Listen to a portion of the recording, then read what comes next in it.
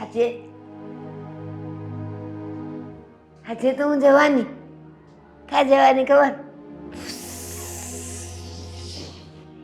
ઉડી જઈશ, કોઈને ખબર બી નહીં પડે. જલ્દી જલ્દી તૈયાર થઈ જાઓ, જલ્દી જલ્દી.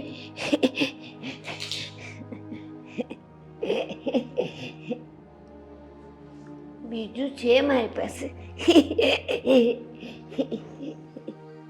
થઈ ગયા નાટક ચાલુ? આ શું છે? માથામાં બધું મારું લઈ લઈને નાખી દે છે. એ મારું છે. મારો કાસ્કો લઈ લીધો છે. આ મારું છે. લાવ, મારું છે. લાવ ને, લાવ, મારું છે. કોઈ એંગલથી ગાંડી લાગે છે? બધી ભાન પડે નહીં આ મારું છે ને તારું છે કરતી? મારું છે, મારું છે. રડ, જોર જોરથી રડતો આપીશ. મારું છે. આ બધા જોયે છે? જોઈએ છે. રડ. ચલ ચલ રડે. મારે મોટા વાળ છે તો નથી રહેતું. આપને મોટા વાળ છે, આપને. રડવા માંડ તો આપીશ. બધે આપને, બધે આપને, આપને બધે મારું આલે. મોટા વાળ છે મારા. આલે આલે. તારા બધા વાળ કાપી નાખ, એ કાપી નાખ, કાપી નાખ. મારા નાના વાળ છે અને તારા આ બહુ મોટા વાળ છે. મારે મોટા છે, બધે આપને ખરાબ છે, બધે મોટા વાળ છે. ચૂપ, અવાજ નહીં કરવાનો.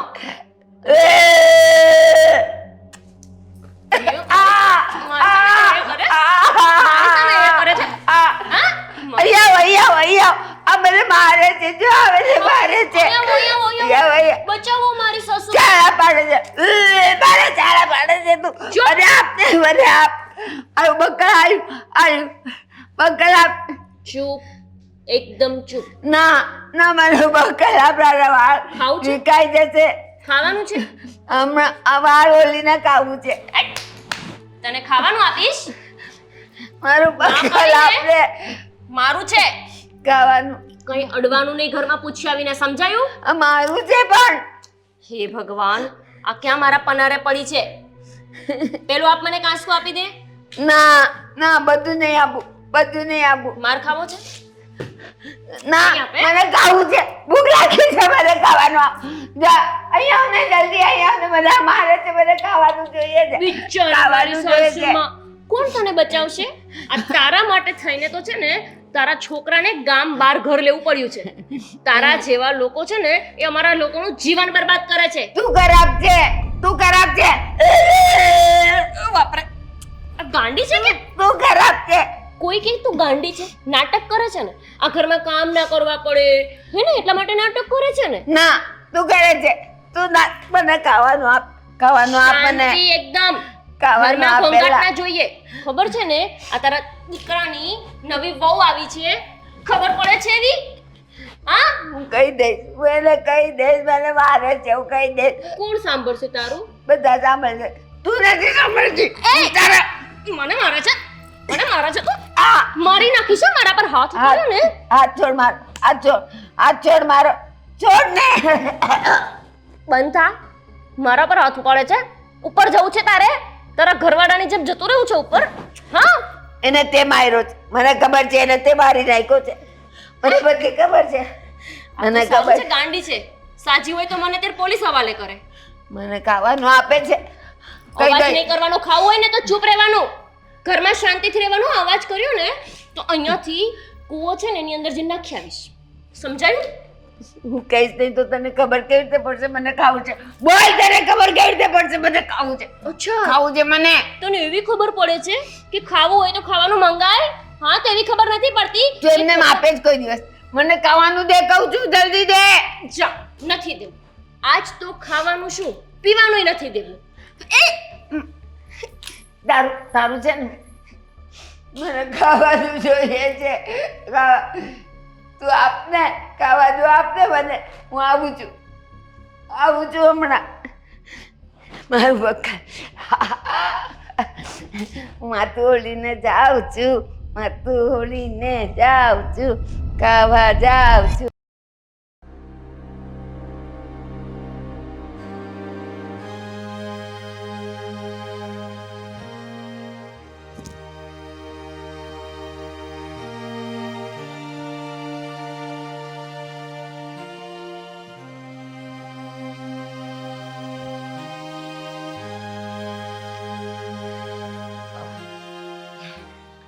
તું તું અહીંયા શું કરે છે?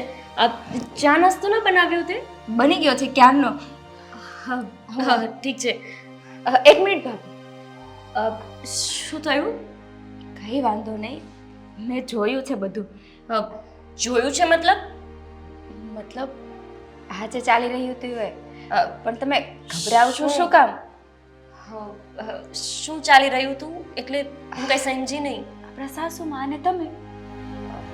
મતલબ તે બધું સાંભળ્યું? હા, બધું સાંભળ્યું. તો એમાં ગભરાવ છો શું કામ? મને એવું હતું કે હું આને હેરાન કરું છું એ તમને ખબર પડશે તો તમે આદિભાઈને કહી દેશો, એટલે હું તમને કહેતી નહોતી. સાંભળ, હવે તે જોઈ જ લીધું છે તો તું આદિત્યને વાત ના કરતી. હા, અરે ના ના, હું કોઈને વાત નહીં કરું, પણ આવી ગાંડી ઘરમાં હોય તો આપણે સરખી રીતે રહી પણ નથી શકતા. એટલે તું પણ એવું જ ઈચ્છે છે કે એ ઘરમાંથી અને ઘરમાંથી ના જાય તો સાવ માટે? હું પણ એ જ ઈચ્છું છું. આ લગ્ન કરીને આવીને એને 5 વર્ષ થઈ ગયા અને આને આ ડોસી સાથે મારો પનારો છે. આના કારણે તો છે ને હું મારા ભવિષ્યનો કંઈ પ્લાન નથી કરી શકતી આદિત્ય માટે. સાચું કહું ને ભાભી, તો બધાની પાછળ પાછળ હું પણ એને હેરાન કરતી હતી. એટલે તું પણ મારી જેમ એમને હેરાન કરે જ છે? હા, આ તો તમને ખબર નહોતી પડવા દીધી. તો હવે છે ને આપણે બે મળીને કરશું. હા, કામ થઈ ગયું. અત્યાર સુધી તો આ ડોસીને મારે એકલીને સંભાળવી પડતી હતી. આ તારા આવતા પહેલા મને એ જ ડર હતો કે આ મારી દેરાણી બહુ સદ્ધર હશે અને બહુ જ દયાવાનની દીકરી હશે તો હું શું કરીશ, કેમ કે મારાથી તો આ ડોસી સંભાળાતી નથી. એટલે મારા સતત પ્રયત્નો હતા કે આને ઘરમાંથી કાઢું. અરે દયા જેની ઉપર રાખવાની હોય ને ત્યાં રખાય, આવા ગાંડા ઉપર ના રાખવાની હોય. એ જ, પણ આ વસ્તુ તારા જેઠને સમજાવી જોઈએ ને. સમજાવીને થાકી ગઈ કે આ ડોસીનો કાંઈક રસ્તો કરો. અરે હું કહું છું કે ચલો એને બીજું કાંઈ નહીં તો કોઈ આશ્રમમાં મોકલી દો. કેટલા બધા ગાંડા લોકોના આશ્રમ હોય છે. હા, સાચી વાત છે. આને છે ને આશ્રમ ભેગા જ કરવાની જરૂર છે. વાત તો આપણી સાચી છે, પણ આ વાતને માને કોણ? હું એમને એવું કહું છું કે ચલો આશ્રમમાં મોકલો નહીં તો એ ઠીક છે, પણ મારી નાખીએ. મારો મતલબ છે કે એ જ કરાય ને. હવે એમને આશ્રમમાં નથી મોકલવા તો આપણે બેને હવે પ્લાન કરવો પડશે કે કાં તો અમને મારી નાખીએ, કાં તો ઘરની બહાર કાઢી મૂકીએ અને અથવા તો બેયથી છુપાવી એને આશ્રમમાં મૂકી આવીએ. તો કયો પ્લાન આપણે કરશું પહેલા? જે સક્સેસ થાય એ ત્રણેય ટ્રાય કરી લઈએ. પહેલા આપણે આશ્રમનો કરીએ, પછી મારી નાખવાનો કરીએ. મને તો સહેલો એ જ લાગે છે, કેમ કે આપણી સામે જ હોય એટલે આપણે એમને મારી નાખીએ તો કેટલું ઈઝી રહે. અને આ તો ગાંડી છે એટલે એવું કહી શકાય ને કે અમને ખબર નથી આને શું થઈ ગયું, અચાનક જ મરી ગયા.